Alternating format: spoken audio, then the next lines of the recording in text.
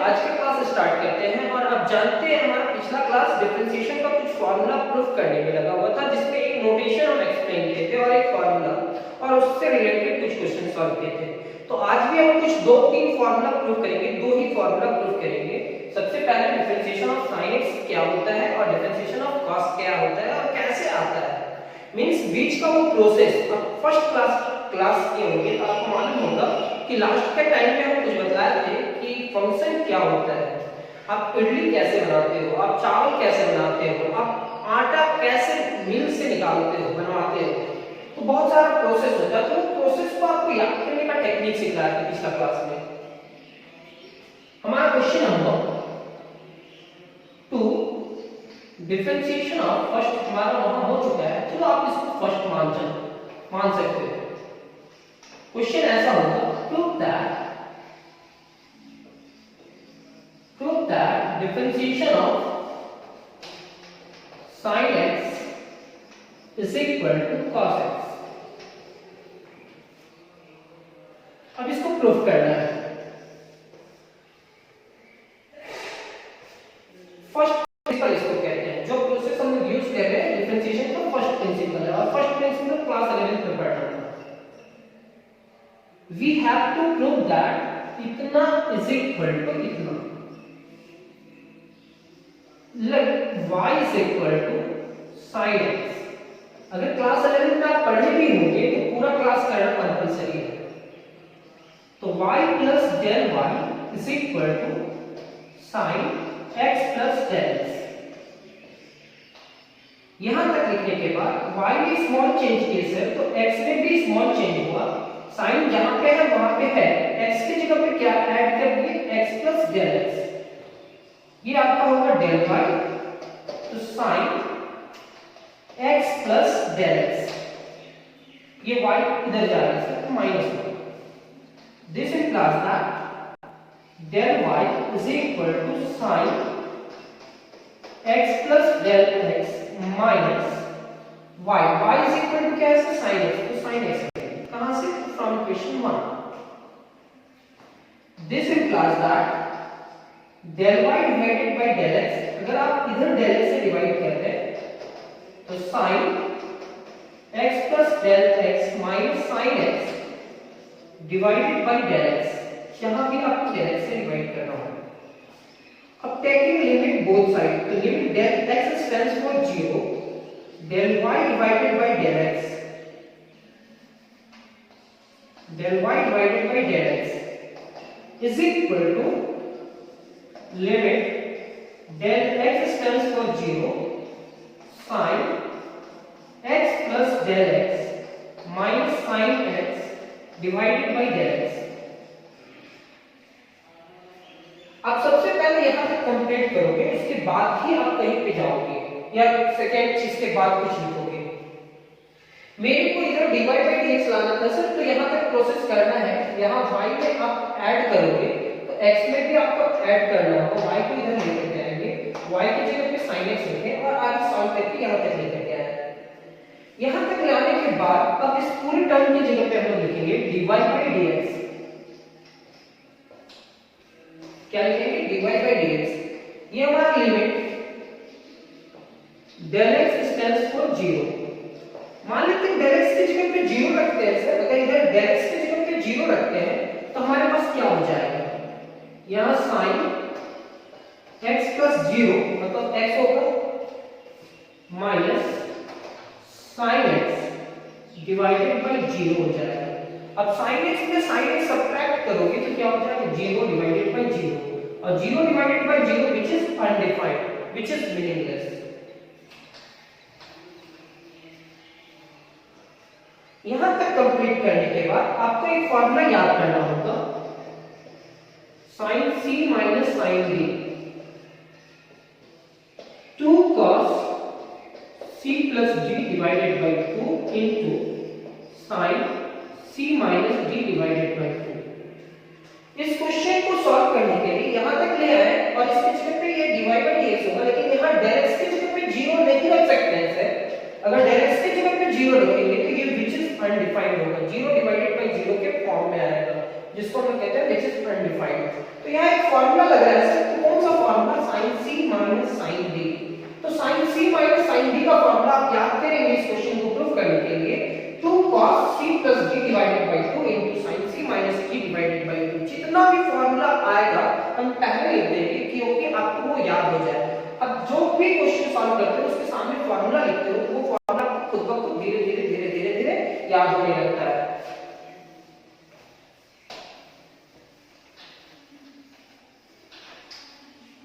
अब इसके बाद लिखेंगे आप dy by dx limit del x tends for 0। यहां पे क्या था, यहां पे था sin x plus del x minus sin x divided by del x, जो था वही लिखे है।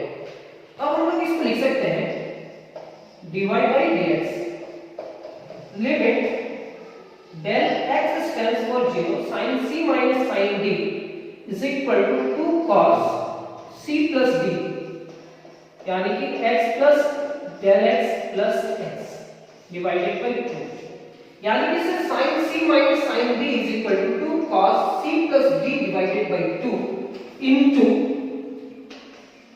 sin c minus d divided by 2 x plus del x minus x divided by 2 और डिवाइडेड बाय क्या है del x।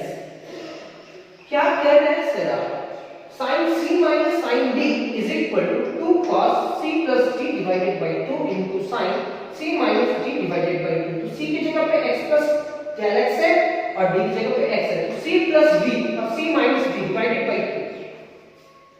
अब ये 2 बाहर निकाल दोगे, यहां पे लिखेंगे dy बाय dx 2 कांस्टेंट है, limit del x stands for 0, bracket open करेंगे तो x plus x क्या हो जाएगा 2x plus del x divided by 2 into limit del x stands for 0, ये ब्रैकेट ओपन करोगे तो ये x x कैंसिल हो जाएगा, यहाँ होगा आपका sin del x divided by 2 और ये del x को इसके नीचे रखना। क्यों रखना है, क्योंकि अगर यहाँ del x की जगह पे 0 रखते हैं तो ये पूरा टर्म 0 नहीं होगा, लेकिन अगर यहाँ del x की जगह पे 0 रखते हैं तो ये sin 0 होगा, sin 0 पूरा टर्म को क्या कर जाएगा 0। sin 0 का वैल्यू क्या होता है 0, 0 कोई भी टर्म से मल्टीप्लाई करेंगे तो रिजल्ट क्या होगा 0। मेरे को रिजल्ट क्या लाना है cos x, तो आप माइंड में सेट कर लो कि मेरे को इस del x को उस टर्म के नीचे रखना है जिस टर्म में हमको फार्मूला बनाना है। तो हम ये साइन के नीचे रखें क्योंकि x x कैंसिल हुआ तो del x डिवाइडेड बाय 2 और ये del x पे यहां रखें। अब इस del x की जगह पे यहां रखते हैं 0, तो dy by dx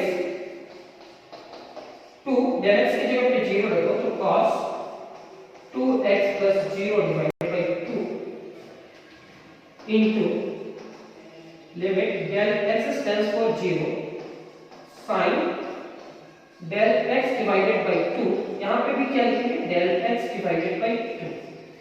सर कुछ ही दिन पहले कंटिन्यूटी आप जब बता रहे थे तो एक फार्मूला बताया था लिमिट में del x divided by 2 यहां है तो यहां भी del x divided by 2 होना चाहिए, तो ये 2 अपने मन से डिवाइड किए हैं तो उसको हटाने के लिए क्या करना होगा मल्टीप्लाई करना होगा, ये बाइलेंस करने के लिए यहां del x की जगह पे 0 रख सकते हैं, रख भी दिए हैं। अब इसके बाद क्या होगा वो देखिए, इसके बाद आपका होगा dy by dx 2 into cos 2x divided by 2, 2 cancel, ये 2 बाहर आ जाएगा 1 divided by 2। अब यहाँ क्या बचेगा limit del x stands for 0 sin del x divided by 2 divided by del x divided by 2, इसका वैल्यू 1 होगा। सर लिमिट में ये फॉर्मूला बताया था कि इसका वैल्यू 1 होगा, कहीं पे लिख लो, जिनका ये फर्स्ट क्लास है वो याद कर लो, limit theta stands for 0 sin theta divided by theta is equal to 1, इसका वैल्यू क्या होता है 1।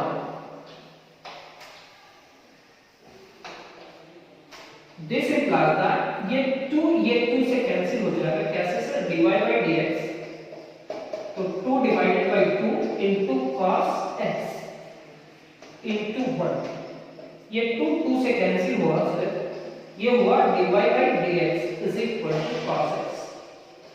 dy by dx is equal to cos x, और y आप किसको माने, y किसको माने हो, sin x को। तो हेंस आपको यही डालना है डिफरेंशिएशन ऑफ y की जगह पे sin x है, तो sin x is equal to cos x। अब थोड़ा बहुत समझ में आ रहा होगा, अगर नहीं भी आया है तो एक बार फिर से रिपीट करके देख लेना, आपको समझ में आ जाएगा।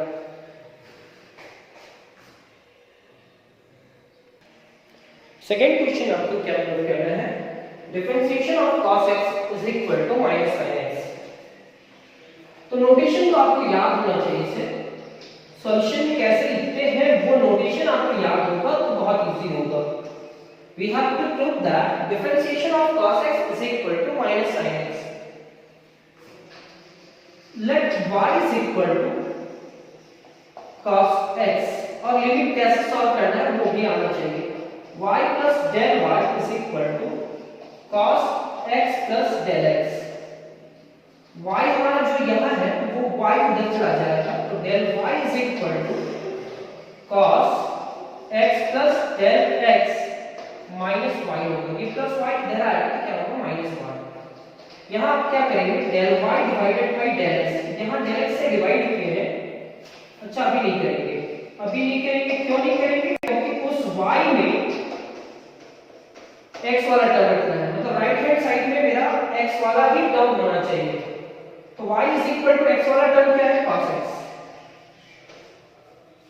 This implies that del y divided by del x cos x plus del x minus cos x divided by del x। जितना भी हमको बात करना था, जो चीज सीखना था वहां तक तो हम लोग सीख चुके हैं फर्स्ट और सेकंड क्लास में। अब केवल हम क्वेश्चन और फार्मूला प्रूव करने का टेक्निक सीखेंगे। Limit del x stands for 0, del y divided by del x is equal to, अगर यहां limit del x stands for 0 लिया तो ये चीज यहां भी लेना होगा, limit del x stands for 0 cos x plus del x minus cos x divided by del x। ये पूरा टर्म किसके बराबर होगा, ये dy by dx के बराबर होगा। तो dy by dx is equal to limit del x stands for 0। अब यहाँ del x की जगह पे 0 रखेंगे तो cos x minus cos x cancel हो जाएगा, del x की जगह पे 0 रखें तो 0 डिवाइडेड बाय 0, यानी कि यहाँ del x की जगह पे फार्मूला आप नहीं रख सकते, del x की जगह पे 0 नहीं रख सकते। तो आपको एक फार्मूला याद करना होगा cos c minus cos d का, जो फार्मूला आएगा आपको लिख देंगे सर, आप टेंशन नहीं लेना, -2 into sin c plus d divided by 2 into sin c minus d divided by 2। ये फार्मूला आप लिख लो, कहीं पे भी लिख लो, ये फार्मूला आपको बहुत सारा काम आने वाला है। cos c minus cos d is equal to -2 sin c plus d divided by 2 into sin c minus d divided by 2। यहां तक लिखने के बाद अब हम लोग क्या करते हैं,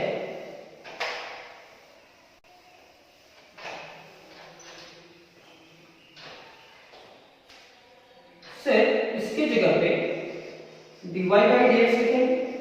नोटेशन में आप जैसे बतलाए थे, इस पूरे टर्म की जगह पे क्या लिखते हैं, dy by dx।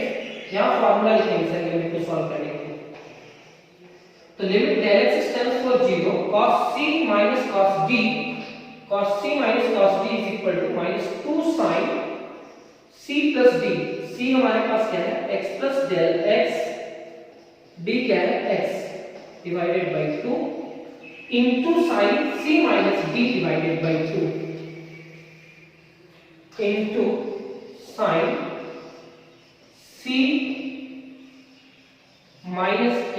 c की जगह पे x plus del x है और d की जगह पे x है, divided by 2। सिर्फ इस जगह पे आप रखें cos c minus cos d की जगह पे ये रखिए और डिवाइडेड बाय पहले से क्या है, del x।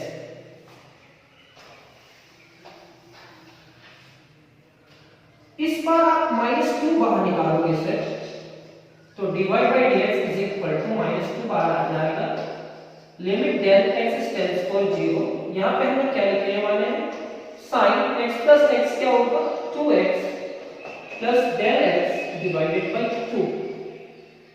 सर इतना लिखने के बाद यहाँ पे क्या लिखने वाले हैं, x x कैंसिल, तो del x divided by 2 divided by del x। अब कंफ्यूजन ये है कि ये डेल x को इस साइन के नीचे रखें कि इसके नीचे रखें, तो आप मैक्सिमम टाइम देखना, ये वैल्यू रख करके देखना कि ये डेल x की जगह पे 0 रख रहे हैं तो क्या ये पूरा टर्म 0 हो रहा है, बिल्कुल नहीं। लेकिन यहाँ अगर हम 0 रख रहे हैं तो क्या ये पूरा टर्म 0 हो रहा है, तो हो रहा है। इस डेल x को उसके नीचे रखेंगे, dy by dx माइनस 2, यहाँ लिमिट को बांटते हैं, limit del x tends for 0 sin 2x plus del x divided by 2 into limit del x stands for 0 sin del x divided by 2 divided by del x, sin del x divided by 2 divided by del x। अब इसको 1 बनाने के लिए अभी थोड़ा देर पहले यहाँ 2 से डिवाइड किए थे तो मल्टीप्लाई भी किए, अब यहाँ del x की जगह पे 0 रख दीजिए, तो dy by dx is equal to -2 और ये 2 को भी बाहर निकाल दीजिए, तो ये नहीं आएगा, ये क्या होगा साइन, चाहे ऐसे रखो -2 डेल x की जगह पे 0 रखेंगे तो sign 2x plus 0 divided by 2, ये 2 बाहर आ जाएगा 1 डिवाइडेड बाय 2, यहाँ पे आप लिखोगे limit del x stands for 0 sine del x divided by 2 divided by del x divided by 2। ये 2 इस 2 को कैंसिल करेगा, अब हमारे पास क्या होगा dy by dx is equal to minus sin 2x divided by 2, ये इससे कैंसिल और ये हमारा कितने के बराबर होगा 1।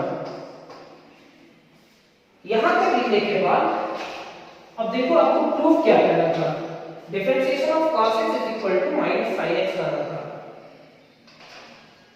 कॉपी में नोट्स करते जाना, कंप्लीट करते जाना साथ में, तो ज्यादा टाइम नहीं लगेगा। Differentiation of cos x dy by dx is equal to क्या होगा माइनस sin x, y का वैल्यू क्या था, इसी को y मान लेते हैं, hence differentiation of cos x is equal to minus sin x।